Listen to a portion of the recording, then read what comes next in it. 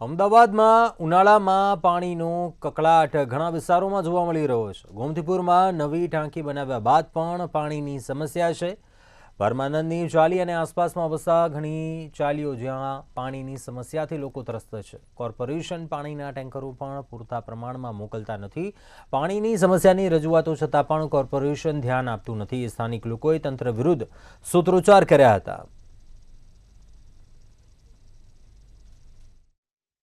અમદાવાદ શહેરને સ્માર્ટ શહેર ગણવામાં આવે છે, પરંતુ હજી પણ સ્માર્ટ શહેરની અંદર ઘણા બધા વિસ્તારોની અંદર પાણીની સમસ્યા મુખ્ય છે અને ઉનાળાની અંદર પાણીની જરૂરિયાત પણ વધારે હોય છે। ત્યારે ગોમતીપુર વિસ્તારની અંદર જે પાણીની સમસ્યા કેટલા સમયથી ચાલી રહી છે અને લોકો ત્રાહિમામ પોકારી ચૂક્યા છે। અચ્છા, પાણી કેટલું આવે છે?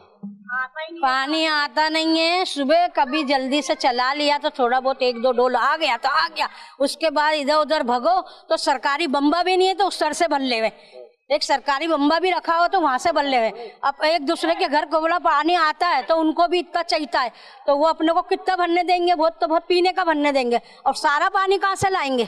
तो कोई कोई टाइम ऐसा होता है, हमारा त्योहार भी आता है, भाई हमारा उपवास आया था, रमजान में भी नहाए बिगड़ भी हमने, हमारा कोई काम नहीं हुआ, ना धो नहीं सके, तो पानी इतनी उपाधि हमारे वहाँ पानी आता नहीं है।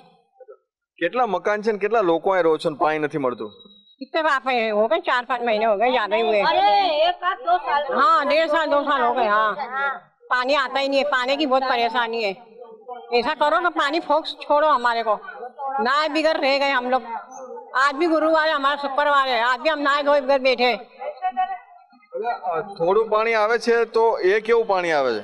એ માટલા પાણી આવે છે નાના નાના, બસ બીજું કથી નથી આવતું। અને અમે ટેક્સ પેયર છે, બરાબર? અમે ઇન્કમ ટેક્સ પેયર બી કેટલા છે અંદર, અને પ્રોપર્ટી ટેક્સ છે। અને આના સિવાય અહીંયા આજુબાજુ તમે જુઓ ને, થોડીક આગળ જાઓ તમે તો એ લોકો એવી રજૂઆત કરે છે ને, એ ભલે એ લોકો જે બી પોલિટિશિયનની ફેવરના હશે એ લોકોને પાણી મળે છે।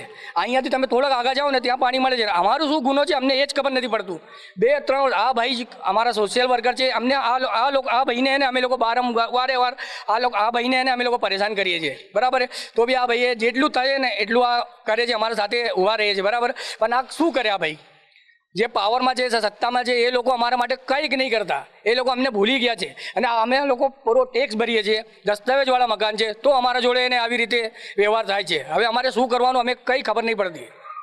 એક તરફ મોટી મોટી વાતો કરવામાં આવે છે, બીજી તરફ ટેન્કર રાજ ચાલી રહ્યું છે। એમાં પણ ઘણા બધા વિસ્તારોની અંદર ટેન્કર પૂરા પહોંચતા નથી, મહિલાઓને પાણી મળતું નથી અને સાથે સાથે નાહવાની અને ખાવાની પણ સમસ્યાનો સામનો લોકો કરી રહ્યા છે।